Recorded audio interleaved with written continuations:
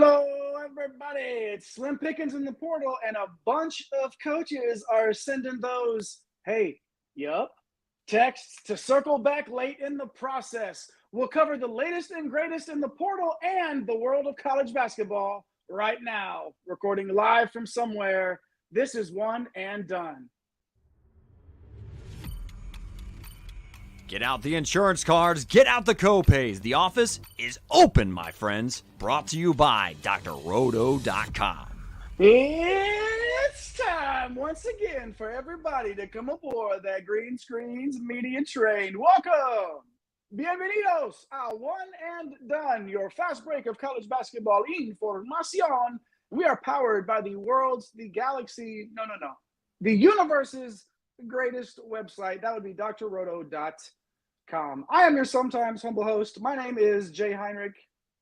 I happen to be the conductor of the aforementioned Green Screens media train. Find me on X at Dr. William Cannon.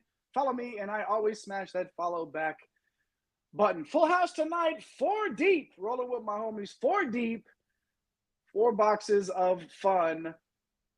And that means there's 3 of the absolute best in the business to do it. And we're starting with El Capitan himself, the captain of the Green Screens media ship. He does the train, or I do the train, he does the ship. Follow him on X at MC Holland34. The OG Money Mike, Mr. Mike Holland. Mike, what it do, baby? What it do, man? There's a lot of faces on the screen. I'm loving it. And there's not a lot of faces left at the top of our big board. We are getting close to, knowing exactly what these conferences are going to look like. So that's pretty exciting. I think we're pretty close to getting some decisions from guys like Great Osobor, Achur, one of our favorite names, 2 of our favorite names in the game. A lot of guys are in the draft process, so some of that's going to start to shape out over the next week. And I am excited to see who's staying and who's coming back, because those players are typically game changers. But excited to do this show, and we got a lot of fun topics to talk about tonight. A lot to get to tonight, indeed, including our guy Nape C. Hustle. You know him from the host chair, right here on One and Done, all over our socials as well. It's Chris Napier. Chris, what's up? And he's a on rookie. You, big cut. Oh, come on. Let's go. Let's get I got bumped from the host chair. It's live. Get this guy. Well, right in. We'll do it live. What's up? What's up, guys? Yeah, dude, I am so pumped, man. We got this top 500 transfer big board coming out this Monday. Me and Mike have been working hard on this. It's been a labor of love for the sport, right? Sometimes. I mean, we're also talking about doing a Portal Rap series next week, right? Usually It's like a 3 or 4 part series. Tons of content to come. Super exciting. Yeah, man, I'm just pumped, man. A lot of great news coming in today. A lot of good news, a lot of great news, a lot of news, and all news is good news when you get to the man who is last in the intros, but first in your heart, en el corazón. The Baron of Bread of Green Screens Media, who you can find in those Twitter streets at Fantasy Nav. He is Eric the Blue. Mr. Eric Roma. What's happening, man? Man, we out here living LIVI, and the portal's getting a little bit thin. The final touches on that big board are getting put in place, and we're getting ready to talk about the last remaining guys, at least some of the last remaining guys that are choosing their destinations. We're getting ready to shift gears and start talking about wrap-up, start talking about probably some Cruton next, right? So while the portal season might be winding down, that does not mean that is the case here on the One and Done show. And one thing that is never winding down is the pandemonium that is our live chat. We got a lot of our favorites already checking in the live chat. We got Brad saying, "What up, guys? Always excited to see new episodes. Hope you're doing good." We're doing great. A lot of the reason why is because you are here with us tonight, as is one of the OGs, C-Thuggin, CT Huggin, Napesy Hustle. Just get out the pen, wearing the jumpsuit. Over here, I will not miss a show. I will not miss a show. That's why I'm here, even if I'm locked up. He busted out. What a guy! And then we got the early 2000s beer ad with Joe Cornette. Oh, what's that? What's that? Love it Joe. when everyone is keeping the live chat lively. Do your best impersonation. Get up in there and let us know what's on your mind, how you feeling tonight, any questions you might have about what we're talking about. We'd love to keep the interaction high. Drop them in the live chat and drop your finger or your mouse on those like and subscribe buttons. Just boop. Just one, ready, 1, 2, 3. Boop. Right there. Push them buttons. Do your part in the Green Screens Media universe. We are over 1,000 subscribers. Thank you, excuse me, to all of the members of the Green Screens Media universe for getting us this far. We got what is it, 1,038, 1,040, something subs, somewhere in that area. And I think our next goal is 11 gazillion, I believe, and one. 11 gazillion and one. Sandbagging, okay. We are on our way there. Make sure you do your part in the Green Screens Media universe to help us get there. Oh, the live chat is going here. Brad hopping back in. Chad. Is Chad ours or is he going home? Curious of your guys' opinion. Of course, ours meaning Kentucky and home being Tennessee. I mean, I feel like he's just following a bunch of Kentucky guys at this point. Not sure what's going to go on here. Tennessee, the connect effect, Dalton Connect was such an impact player for them, and can he be that guy? Not sure, guys. What do y'all think about Chaz Lanier?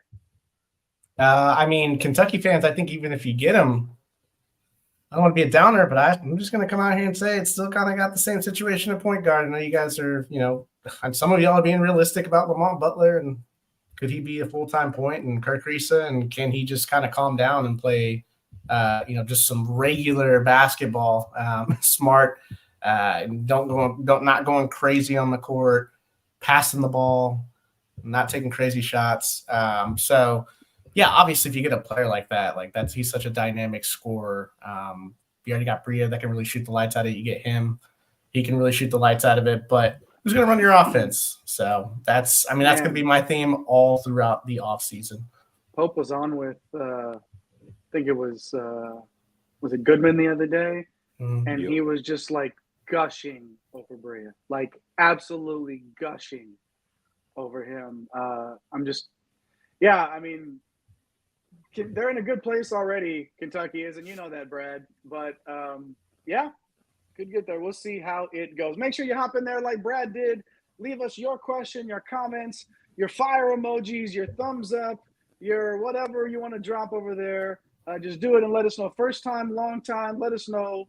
We'd love to hear from you, and hit all those buttons for us. We appreciate you. Moving on now to the headlines. First off, Jordan Burks leaves Lexington. Speaking of Kentucky, leaving Lexington for DC, joins Georgetown. We saw that picture of Coach Cooley looking like he was living his best life. God, he just glowing. Total cheese. I'm on the smile, just happy to be there. Jordan Burks, number 208 on our big board over at drroto.com, 6'8", 200-pound wing. Played 20 games for Kentucky last season, only 7 minutes per game, though. Couple points per, and did shoot 40% from three, so you like that. So, Mike, lead us off on this great get for Coach Cooley. Excuse me. Yeah, it's talent going to Georgetown, which there wasn't hadn't been a lot of that around there. Former 4-star last offseason Kentucky guys. Obviously got to see a little bit of him. Thought he was going to be if followed Calipari, be another Razorback, but here he is. He ends up with Georgetown. He's a kid who's a scorer with a lot of upside. Kind of a up and down season for Coach Cooley, right? We love some of the things that he's done in the portal, but also we heard all at the beginning of the offseason how much money they would have to land some of these guys, and they didn't quite hit a lot of the targets. They got a few of them. They were able to retain Jaden Epps as well. They landed Malik Mack and Micah Peavy. So those are guys that are in our top 30. But this team just has so much talent overall. I'm not going to say they're going to be like a 500 team, but kind of like DePaul, right? I expect them to not go winless in the Big East. I expect them to win 3 to 4 games, I would say here. So Yes, the guy that we saw a little bit against Vanderbilt this year, put up some points. Going to be able to score the ball, and Georgetown hasn't really had trouble really scoring the ball. It's been defending, so I think their front court's a little bit of a mess right now. But you do have to like the fact that you have Epps and Mack, who are two playmakers, but defensively putting those two guys out there, it's kind of scary because those are some small dudes. We'll see how that works out. I know they have Micah Peavy, who I love as a two-way type player. Yeah, we'll see. I mean, they need to get a big. They need to get a big in there for sure. But I'm excited to see what this backcourt looks like for sure. Yeah, absolutely. No doubt about it. And ask and you shall receive in the live chat.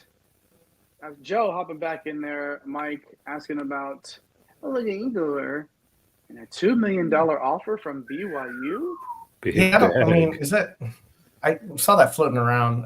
Yeah, I don't know that. I mean, he's a big point guard. I mean, one of those Euro kids that's coming over here. So I don't know. I'm not. There's a little bit of hype behind him, right? I'm gonna hold stead and just say like, hey, we'll see. That's a crazy offer. I know he's been balling out there overseas. I mean, he's 18. He's like 6'8", and can really handle the ball. So we'll see what's going to happen with this.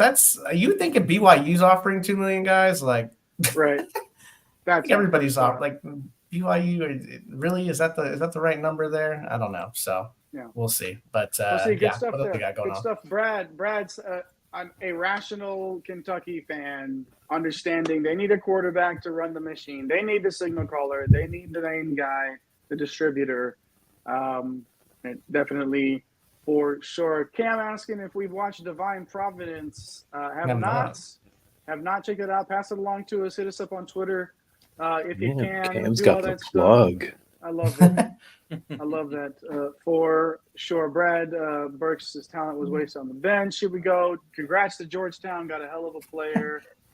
And what do you know? Our guy Mo. Oh, here we go. Thanks, Mo. Thanks so much, Mo. Good to see you again, Mo.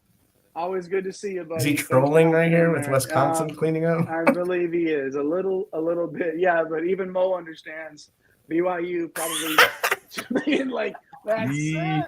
Let's not do it. Okay. So anyways, let's move on now. Thanks for keeping the live chat on fire. Keep that rolling, and we'll get to it as we move on now to Duke, adding another quality veteran out of the portal. Sion James from Tulane, 6'6", 220-pound wing, played 31 games for Tulane, and this is not your Jordan Burks share of minutes. No. James was playing nearly 37 per, the all cardio guy, which from a DFS perspective, we always love to see. He averaged 14 points, 5.5 boards, 3 dimes, and a steal and a half per, all on 38% from three, which is well above the Heinrich line. Loving to see that, Mr. Nape C. Hustle. Chris, tell us now, if you will, what kind of player is Duke getting in Sion James? Yeah, Sion, I mean, he comes with a ton of experience, right? I mean, he logged those big minutes like you were talking about for the past 3 years for Tulane, right? Ton of experience. He can go both ways. He has skill on both ends. He's a scorer on all three levels, and he's an underrated passer as well, right? So defense is solid too.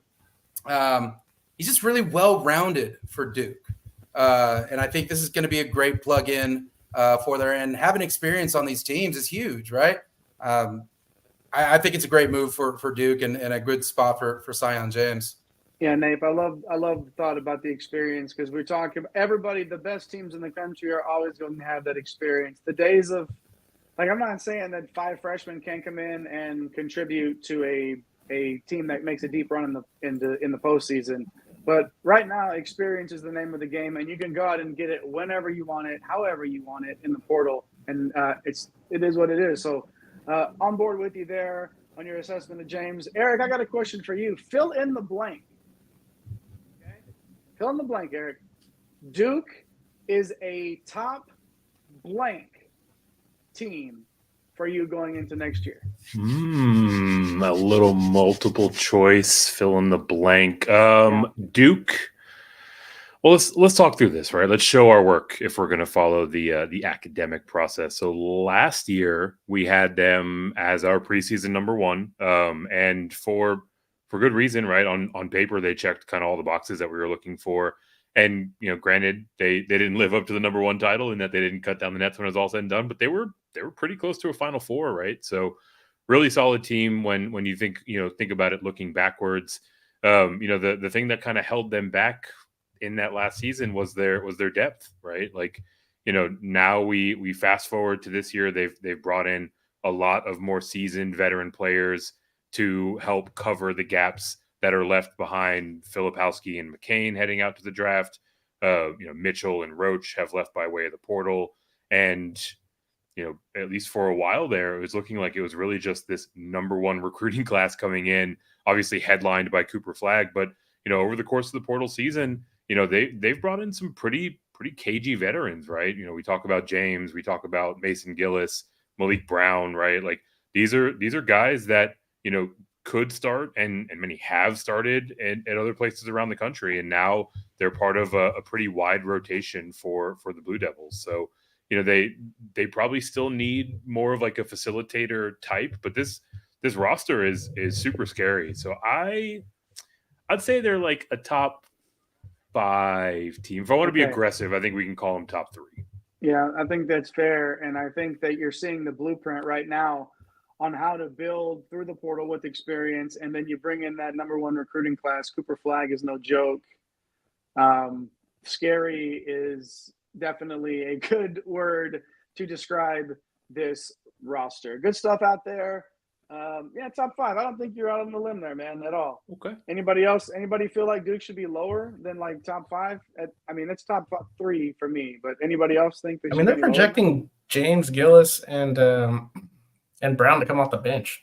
Like that could be like Boston College, like those 3. Like they could start for a lot of teams in the ACC for sure. Like Tulane, like pretty solid program, right? Like it's not this like low major that he was playing for. Right. And then obviously you get Malik Brown from Syracuse and top 3 in the ACC. Well, that's true. You're not wrong. I mean, yes, top 3 in the ACC. and I know, Mo, you were you made tongue in cheek maybe about Gillis being Duke's best player next season, but he's going to play a super important role. Whether he's the best player for them, that's up for debate. Not really, because he won't be, but he's going to play a super, super important role for sure. Duke hangs preseason banners. They'll be top 5 preseason and lose in the Elite 8. I mean, Cam, do we need to remind everybody who your team is, man? Do we need to tell everybody? Shout it out. We know you will. We know you'll let us know in the live chat. Hate Duke, but respect him and definitely agree top 5. I saw you said earlier, Brad, that you wouldn't mind losing that game to Duke this year. Would love to see your thoughts on that. Well, we know, Cam. Flash it up there. I just wanted Cam to plant his flag. We know he's the innovation. I want to know Cam's thoughts on the center position at North Carolina, missing out on Cliff and all these bigs, man. They're running out, man. You think Jalen Washington can hold it down? So let us know. Yeah, good stuff. Appreciate that. And Coach K ain't in Durham anymore. No, he's not. He's not out there anymore, but that's a scary roster. None the less. So we're talking about, Cam asked us about Divine Providence earlier. So I got the producers in my ears talking to me and reminding me that's that documentary about Ed Cooley leaving. And then, of course, again, this is the second time we're bringing him up tonight, but Goodman kind of got into it with people on Twitter about it and asked somebody how they'd look in orange because they'd be going to jail, kind of like our guy Nate right there in the top corner. But yeah, I'll have to check that out, Cam. Thanks for bringing that up earlier for sure. One more comment here before we get to the next headline. Who's the guy in the ACC who gives Cooper Flagg the wake-up call and shuts him down? There's got to be a guy out there that manhandles him one game. Some talented defenders out there in the East Coast. Who should we put out there? Who's going to be the guy that's going to step up and give Flagg that wake-up call?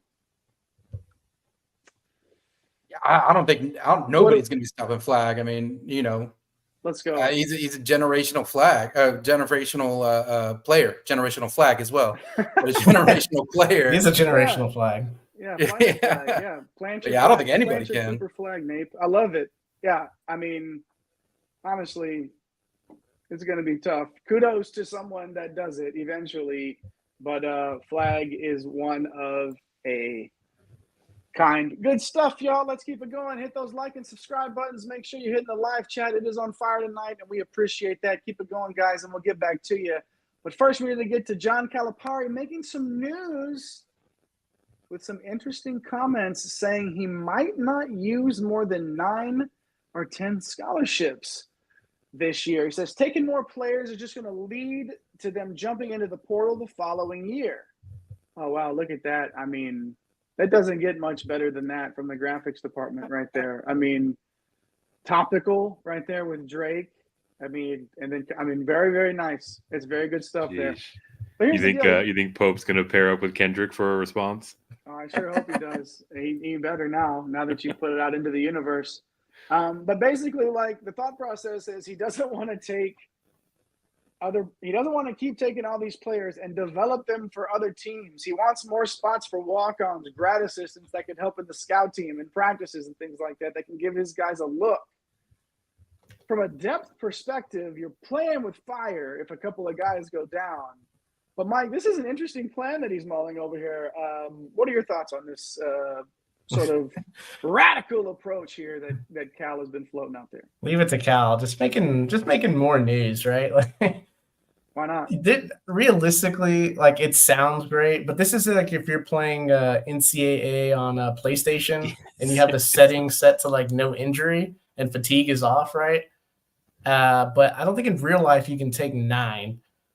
10, I mean, even that's tough. Like, I don't think the problem is like all these fan bases want to take like the top guys, and I'm like, just get a couple of guys that are okay with 10 minutes or waiting their turn, things like that. There are some guys that are out there willing to do that, and injury bug is a real thing. Just ask Oregon. Feels like Oregon's last couple of seasons have been absolutely just wrecked, right? We like it from a DFS perspective. Florida State at one point last year or 2 years ago was in kind of the same situation. There's been plenty of teams we talk about all the time. They're only suiting up 6 guys, and it's February, and you're like, what? Like, why are they suiting up 6 guys? Like, oh, we got like 3 guys that are hurt. You got an academics issue, and you got God knows what else going on. So, I mean, what if that happens, right? Like, what if you lose John L. Davis for the season? You have 9 players on your team. Lose John L. Davis for the season. You're down to 8, and then like AD sprains his ankle. Like, what? Now you're down to 6-7 players. I mean, I get it. Like, a lot of teams play that style. Duke's kind of, a team that we have. It looks like they're moving away from that. They're going to try to use more depth this coming year. But you got teams like, profile like Wake Forest, where Wake Forest just runs their 5 guys out there for 35-plus minutes. And sometimes it works where you get through an entire season. But you run into these cases that Oregon's, the Florida States, and some of these teams had in Texas like 3 years ago. At one point, we were playing like Kamaka Hepa major minutes because the entire roster was deleted. Jay absolutely remembers that. We're like, we can't even barely field a team against Oklahoma. So while it's cute, you have to at least take 11 or 12. What's the problem with taking some lower level, like mid-major guys that are okay, that they're in the portal, that maybe don't have the gaudy stats, and he says develop, but like if you take a player like that and you develop him, I feel like he's going to kind of stay with you, right? Like he's not going to be able to have a chance to kind of shine, right? He's going to wait his turn. I don't know, man. That's just kind of my thought process behind it. It seems kind of silly because this isn't a video game. So go ahead, Eric. Mike, you talk about the injury case, right? Like kind of like the what if scenarios. You're down one of these key guys and now you're super thin. But also think about some of these, perennial contenders. I just talked about it with Duke. Their big issue that was a limiting factor last year was depth, right? Yeah. We talked about it with Kansas. They got to that 6th player and just fell off a cliff, right? So like, the guys that can push for starters minutes in a starters role are generally hitting the portal, and not having these true blue role players that are there to play their role and to maybe take an incremental expansion as kind of like a committee if someone goes down. Like it's leaving a lot of rosters that have their eye on a title super, super top heavy. And like the margin for error is just gone whenever you approach it that way. There's still a ton of guys in the portal. They're just not the top 300. They're top not the guys. There's 1,900 guys in the portal. Don't tell me there's not a couple of guys that wouldn't love to be on Arkansas's roster, right? Like, yeah, I don't know. definitely. I don't buy it. Well, I mean, Kinda and weird. again, like, it's a silly season for Cal. Like, are we really believing anything that comes out of his mouth at this point? Like, we gotta take everything that is said by a head coach like Coach Cal in this time frame with a grain of salt. So, who knows? I understand it because he doesn't want to like develop somebody and then they go. But it's not real life that you can have not guaranteed 9 realistic. guys are going to be. It's Nothing's not going to realistic. happen. It's not He realistic. might be crazy, but he's not stupid. You know what I mean? Like that sort of thing.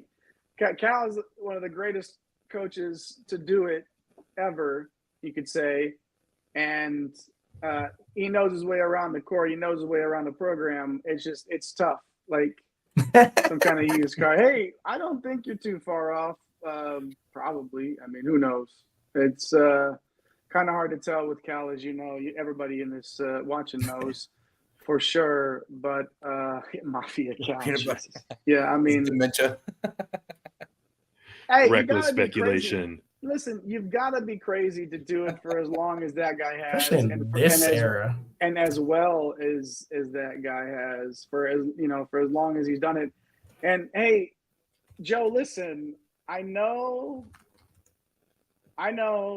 that there was a little bit of silence earlier. We had a little Cooper. It's not the last time that Cooper Flag is going to take someone's breath away. Okay, it's not. I promise you, it will not be. But we appreciate you hopping in the comments section. Man, the comments are still rolling in. Cal doesn't develop. Joe, are we being serious right now, my guy? Are we going down this path? Are we doing it? I guess we are. I guess we are. There we go. There we go. All right, Joe. Say it with your chest. Yeah, get out there. Who's going to stop Cooper Flag? I'm looking at all these rosters. I'm like, what do you want me to say? What are we going to say? We're going to say that was the silence. Dontrez Styles? We're combing through North these Carolina rosters, State? and it's like, nope. Who's going to stop him? Nope. I mean, I think the only person that's going to stop Cooper Flag is Himself? going to be himself. Yeah. It's Cooper Flag. Trayvon Spillers? Like, I don't. Okay. Let's not. We got the comedies for later. Okay. Let's get right on to the next headline, which is conference realignment. As we get to that one, keep the live chat flowing. Conference realignment, WCC adding Grand Canyon and Seattle. And then Conference USA adding Missouri State from the Missouri Valley. So some mid-major movement there. Chris, how do you feel about both of those moves? You know, I'm going to start with the WCC, man. I really like what they're doing. They get a boost with Oregon State and Washington State playing them this year. Mm-hmm. Now you add a rising program like Grand Canyon in the Phoenix market. They're not slowing down anytime soon. I saw that, in person when I was in Arizona during the tournament. Seattle brings in another solid market as well. I mean, their program does produce some really good talent. They just haven't been able to put it all together yet. I could really see, and this kind of makes it really exciting for the WCC. I could see Grand Canyon immediately challenging Gonzaga and St. Mary's at the top, and it's about time that we see, a third party come in there and fight for that top spot.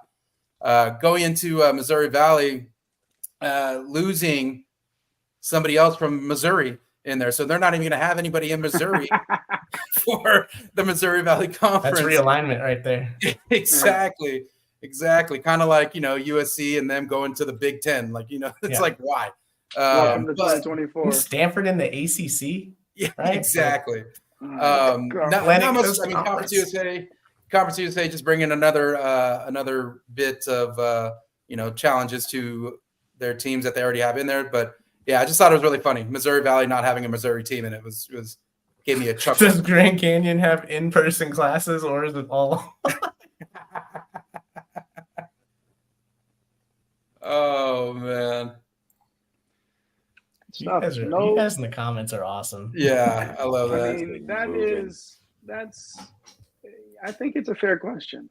I think I saw one of their commercials when I was at home sick the other day, in between like Maury and steady on that daytime TV rotation. And Springer. Yeah, you see, one of those is on there. Like Good Springer, stuff. he's good. I mean, is he? Did he die? Did you just kill Jerry Springer? Yeah, isn't he? Yeah, he's man. Yeah, he passed away like a year. Yeah, he passed away a while ago. Rest in power. Oh man, Jerry. Dang, man, we got to pour a little. We got liquors in the other room.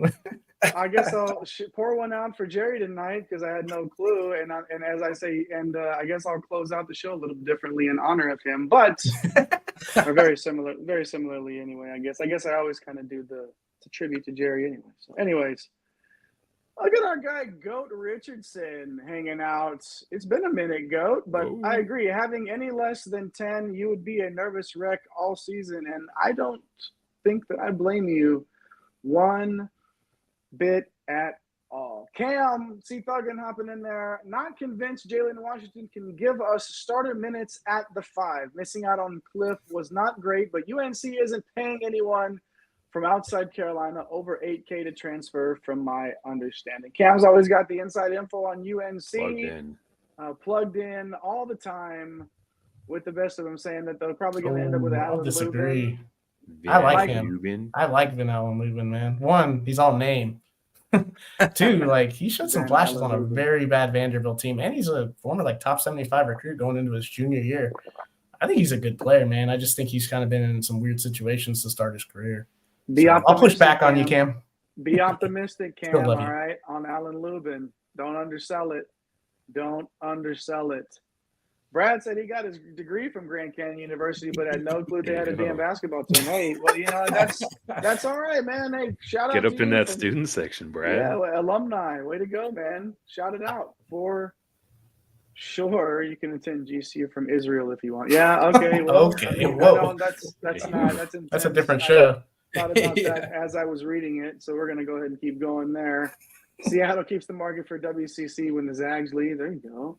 Zags on the Big 12. That's kind of been in the works for a little while, but yeah, who knows? We'll see. I like the Pepperdine campus. I've actually been there. It is absolutely beautiful campus there. Johnny K, what's up, Johnny? Good to see you, Johnny, hanging out there. And then Cam cheering for Mike to be right. Yeah, I think he should be for sure. Good stuff. Peanut Butter Posse hopping in there too. Keep the comment section rolling. Hit those like and subscribe buttons for your favorite broskies in basketball for sure. Good stuff on the headlines there. Let's get to some other portal talk, including 5 recent commitments. We've been sort of hinting at it here all show long. Not a lot of guys left in the top 100. A lot of coaches sort of, like I said in the open, sending those, hey, you up? Hoping to get a response late in the process. Funny story, I actually talked to someone close to Jalen Bedford today who committed to UNLV, and there was a little bit of that doubling back on him too. Coach is trying to check him back in with him a little bit later in the process, but he'd taken the visit. He talked to UNLV and decided that was the place for him, and that's where he ended up going. So there were teams circling back around for Bedford, it sounds like. But yeah, it's we're seeing it at this point. Like, Mike, I think you hit it right on the head earlier in terms of like just finding guys that are a little bit lower down the totem pole, but that know that you're going to get that solid 12 minutes, 15 minutes out of them or whatever, and they know that taking a step up in competition. So let's get to some of these now. Quadir Copeland, formerly of Syracuse, the 6'6", 200-pound guard, commits to McNeese State.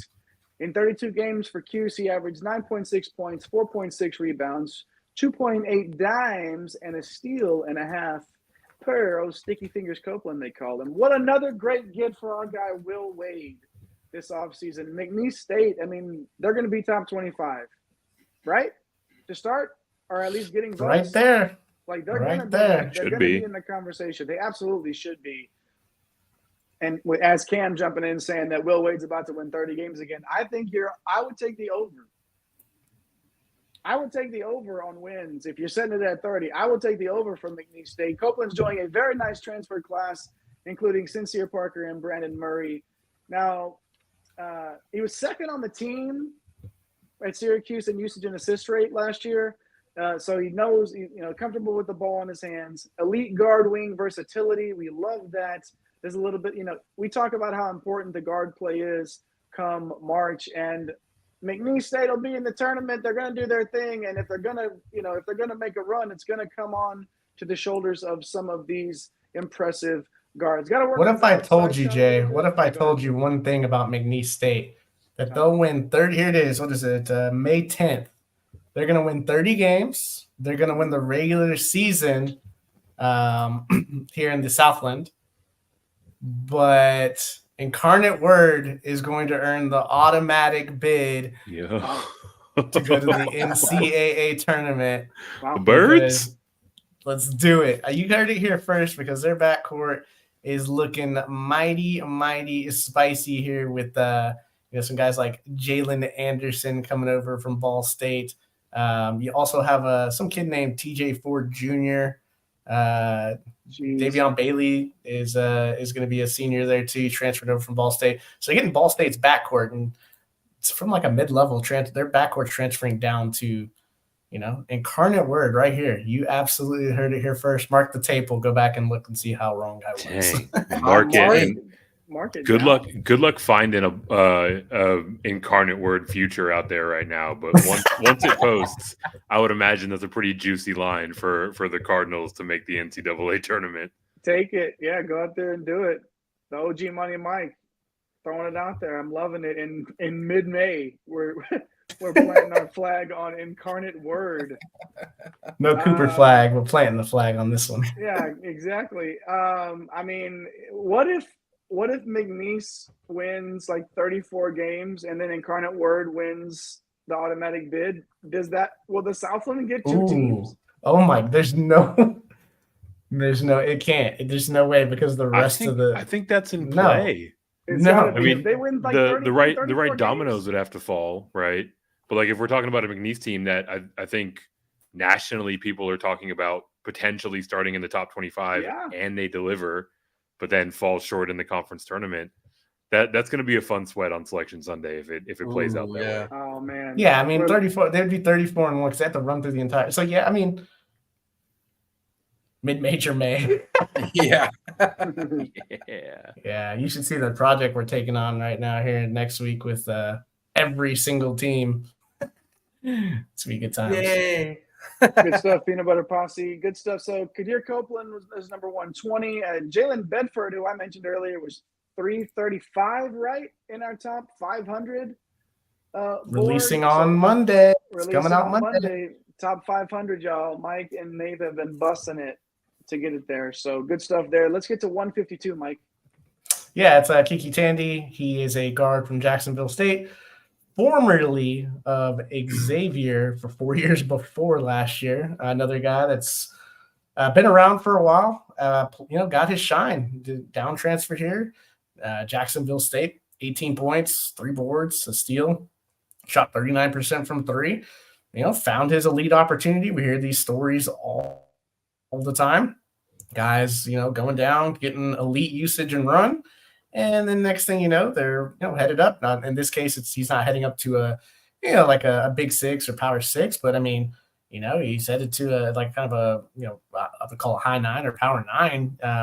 So obviously there's some turnover here at FAU. We've obviously profiled a lot of their guys in the transfer portal and where they're ending up. But Coach John Jacobs there, he's taking over for Dusty May. This is a good player to get. Going to obviously carry probably a big time role for this team. And I guess the question is how is his game going to translate from one of the conferences that doesn't produce a ton as far as production and when getting teams in the tournament and things like that to an FAU. So I think he's not going to be a 20-point per game scorer, but if he can give him 15, take care of the ball and get this offense going. I think he's going to be a very critical player there for the Owls for sure. Might not be a Power 5 school, but it's not like FAU hasn't been playing in big games recently. Yeah. You know, like, so we got to keep that in mind too. Going to go over to Eric now for number 179 on our board. You get the big man. It's Moussa. Yeah, I get Big Moose, and I get a homecoming story here, right? Moussa Cisse leaving Ole Miss, where he played last season. He commits to Memphis, which is where he started his career, right? So played for Ole Miss last season, played for Oklahoma State in the season prior, and now comes back home to finish the job with Penny here in his final year. I mean, the story with Moussa, right? Like one of the elite rim protectors in all of college basketball, 7 feet tall, and you can't teach that, 230 pounds to boot, right? So like we've talked about throughout this show and throughout this offseason, Memphis is adding a veteran presence by way of the transfer portal, right? So he gets to be that steady hand, and I'm expecting him to be a solid contributor on a team that, yet again, in Memphis, has been very busy in the transfer portal. Good stuff for Penny there. Let's see if he can just figure out how to coach him. You know, like that's the next hurdle for him. Like he can get the talent there, but is that going to translate to success? We'll see. We will see. Going right to you, Napier, number 197. It's Jordan Ivy Curry. Jordan Ivy Curry, number 197. JIC, as I like to call him, guard out of UTSA, 6'3", 175. Just in case you haven't heard about it, he commits to UCF, played 21 games last season, 27.5 minutes per game, 17 points per game, 5 rebounds, and 3 assists per games. And he's shooting 39% from the 3. So this is an interesting story, right? So earlier this offseason, he committed to Virginia Tech. Then he was like, nah, I'm okay. I'm going to jump back in the portal. He said, nah, jump back in the portal, and now he commits to UCF.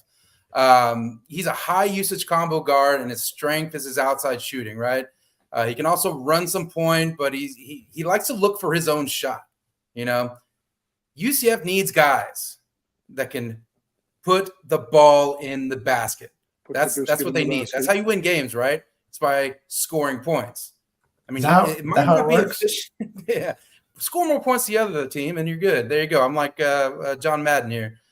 It might not be efficient, but Ivy Curry, he can definitely put the ball in the hole, and he can score some points for him. Yeah, man, that's what I got for JIC. Man, that was good stuff there. The JIC, just in case you are that. This is you only get that kind of stuff on One and Done and from Nate C. Hustle. This is the real deal. The lyrics. Nate C. Hustle, the lyricist. That's why I escaped from jail in my orange jumpsuit to make sure I made that. You know, what a guy. That man, analysis. You were preparing your whole life for that moment, and you succeeded, young man. Congrats to you, sir. One more here, Mike. I'm dead. It's the end of the night, right? I can't think of anything witty. I just have the analysis for you. That's there we go. Number 249 here. It's Cisse Patterson, the guard from Charlotte. Headed over to Minnesota. We haven't talked much about Minnesota. This kid averaged 15 points, 3 boards, 2.5 assists. I mean, Minnesota's taking its lumps this offseason, but a nice combo guard here for him. I mean, got a really nice scoring pedigree. I mean, he's much more efficient than Ivy Curry, but he's not quite as polished as far as facilitating. So an opportunity here, obviously, for him to earn a significant role on this Golden Gopher squad. But, yeah, man, he wraps it up here. That's Cisse Patterson. Good stuff. 5 commitments. Nobody inside the top 100, as we mentioned. It's slim pickings at the top of the portal. And as all of the players start to make those final choices here, we will be here on One and Done, bringing it to you, chatting it up, chopping it up. And tonight, the 4-box. I mean, let's be honest. Like, this is how often do we get the 4-box, y'all? Yeah. It's a story of a lovely lady, and he's got 3 other guys with him. Wait a minute. All right, we'll work on it. We got to. Sounds like a different kind of video. We'll work on that. With Eric's lighting today, it kind of made me think we were in for some other kind of video in the background. But I'm not that video's behind the sure paywall. on that. Hey, yeah. That's on our Patreon. That's at www.onlyromoff.com. Actually, is what that one is.